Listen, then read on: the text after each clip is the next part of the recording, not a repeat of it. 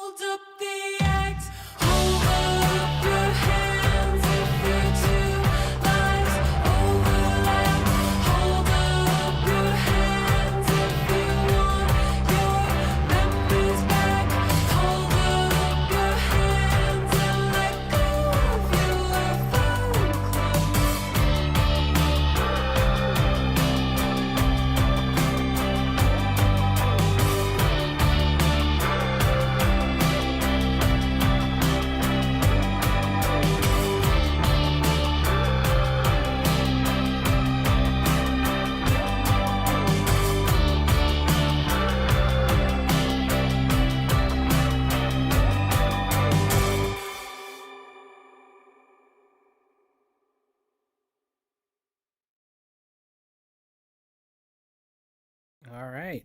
Well, uh, who is ready to let go of their phone clone? Raise your hands. No phone clones here. This is a phone clone free zone. That almost rhymed. Well, I guess it did I think rhyme. it did. Yeah. It definitely did. Minus the word free. Free wasn't the one that was full. But anyways, um, very fun song. I saw Nora enjoying it too. She was getting her hands. She was holding her Yeah. hands up. Yeah. Yeah, on my arms. Yeah. Sounds very comfortable. She's pretty cute. What is a phone clone? Is it phone comma clone, or is it phone clone as in a singular concept? That is a very good question, and I wanted to kind of talk about that, but I guess probably none of us here is familiar with Serial Experiments Lane, because I don't know if a phone clone is something that involves something to do with the anime series or not, or maybe it's just something Miss Grit made up. I don't know. Um, I have no idea what a phone clone is and whether or not it's just something she made up or something from the series. Cool. Looking for feedback from the audience then, so that I don't have to Google it later. I mean, if you could clone your phone, that would save a lot of money for like if it ever broke or something. True. Is it a clone of your phone though, or is it you, a clone of you that is a phone? Both. It's like a little me that's phone shaped. And like, ah. This isn't Chobits.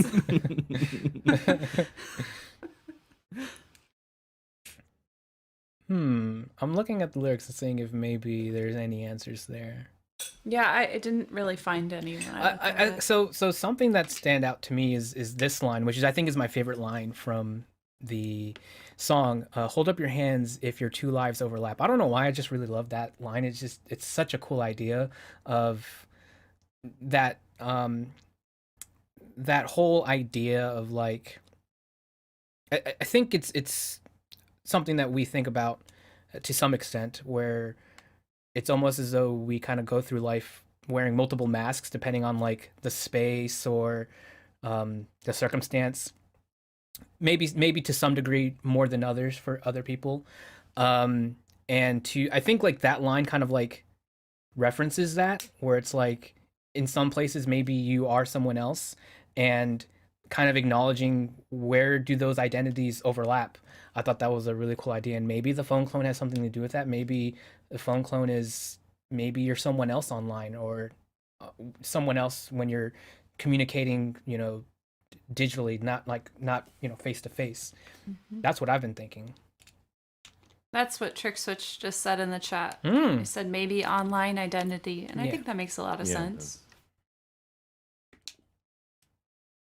I don't know. I like tiny person as phones a little better. Me too. We're all just Bixby's and Alexas. And you're the And closest Google's? one to being Alexa Yeah, by default. true. All right. The song though, the thing that struck me the most was it was reminding me very much of Bittersweet Symphony, just like with more spacey sort of sound palette going on, like a little heavier, but like that like steady rhythm plus like the chord progression. I don't know if it's the same chord progression, but like very similar to me, and I was digging it. That's a good song. Yeah, and the wah wah wah wah wah wah wah Yeah. instrumentation felt very Verve as well. Yeah. I didn't even notice that. Like, I definitely got a lot of like '90s vibe from it, even if like maybe the sound palette is more modern. It definitely evokes '90s feeling to me. So the Verb really fits well with that, and they didn't even cross my mind at all. So I think that's like a really cool comparison. Yeah. I really liked the moments of like super glitchy audio that we would get that would sort of cut in and interrupt your thought process or enjoyment of the song. Not interrupt your enjoyment of the song, but like interrupt the vibe. You got words today. Doing Yeah. really well. Yeah. Yeah, but I did really like those bits when we got something sort of chaotic and sudden and unexpected. And I think now that we've talked a little bit about phone clone and the possibility of it being like a more online identity thing, it really does make a lot of sense in the context of the song to have those interrupted moments where things don't quite feel right or don't quite feel real. I thought it was cool. Yeah. And I think it structurally also helps like break things up a little bit because like the rhythm is so constant, like it can become like in one sense it's a little meditative, which is like a common Alexis song thing, but on the other stance, like you don't want to like fall asleep to it either because it's so like having that disruption is like, oh, here we are, like now I'm ready to listen to the next cool thing that they do. Disruptive. Perfect word. Yeah. Thank you. Yeah, no, I think it served multiple purposes. Yeah, and to go a little bit deeper on the whole like glitchy sounds and things like that, we also have like a comment from the chat where Jeremy DBD has said that it reminded them a little bit of 90s Bjork. And to kind of like tie this all together with like the glitchiness and the 90s Bjork, because I definitely feel a relationship there. From a interview that Miss Grit had done, they actually say how they don't actually really listen to a whole lot of like electronic music or that style of sound, which is kind of surprising with how prominent it is in this album, but also a lot of their previous work as well. So it's kind of cool to know that they are diving very deep into this sound without having like a whole lot of like major influences to cite. But they did credit Radiohead as a major influence for that aspect of the music, the glitchy electronic stuff. And Radiohead is definitely very inspired by Bjork, so it's almost like those separations of, or those degrees of like separation going there, which I think it's very fitting for what vibe Jerema was feeling with the Bjork sounds. But yeah, really, really interesting how Miss Grit doesn't have like a whole lot of electronic influences, and yet you can still find those little atomic details that make sense. And yeah, I thought that was really surprising. Yeah, I think that theremin sound also I think contributes a lot to that Bjork feel. I don't think it was an actual theremin because the tone was too steady. But like yeah, that tonality is in there quite a bit. Yeah, a lot of cybery type sounds going on, which makes a lot of sense with the intro that you gave, Alexis. Yeah. And the phone theme. Yeah. Yeah. Yep. Yeah, I'm definitely really interested to get into the anime and wondering if there are any connections, whether thematically, lyrically, or any connections with the structure of the song, whether that's the way it pans out or the elements, the arrangement of the elements. Because this is actually kind of like a bit of an outlier on the album, slightly, a little bit, with its instrumental palette. Surprisingly, the album is actually more live instrumentation based, where it's more guitars, electric guitars, electric guitars, drums, more live instrumentation, and there's a definitely like more 90s, like a very strong 90s rock vibe to it. So I feel like perhaps maybe there's some context here as to why this feels like an outlier for the album, which is something that I would like to see if I can get from any sort of like outside influence as well. I Yeah. have to dig into it more. I kind of want to just like dig up a synopsis of the anime now. Yeah. spark Free noted. marketing for the anime. Yeah. Free marketing. Uh, Miss Grit probably should be getting some sort of financial compensation for that.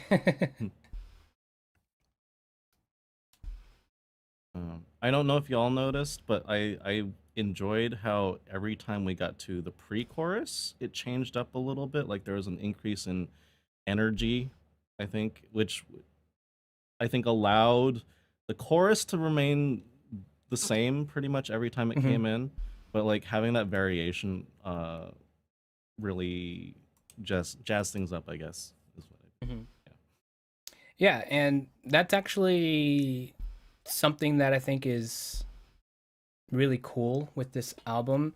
Um, After I listened to this album, I went back to Miss Grit's prior two EPs before this, and it was really cool to see the evolution in terms of songwriting, where the songwriting for the previous two EPs were more sparse lyrically, more sparse. But I would say that despite them being more sparse, um, and like the song structures feeling more fragmented, where I feel like this you can kind of like see like, okay, this is the verse, this is a chorus, so on and so forth. The past two EPs, yeah, I feel like it's a little bit harder to decipher like what part of the song is what. And I think that's kind of cool though. But the lyrics being a lot more sparse, it led to more of a meditative kind of like stream of consciousness sort of vibe to it. And with this album, I feel like it's so much more fleshed out in terms of like how it's telling a lyrical theme or a story and things like that. And um, I think when you go from having two EPs of it being like more sparse lyrically, like how do you change, your approach to songwriting when it's going to be a more fleshed out song when the prior songs didn't really have that sort of foundation.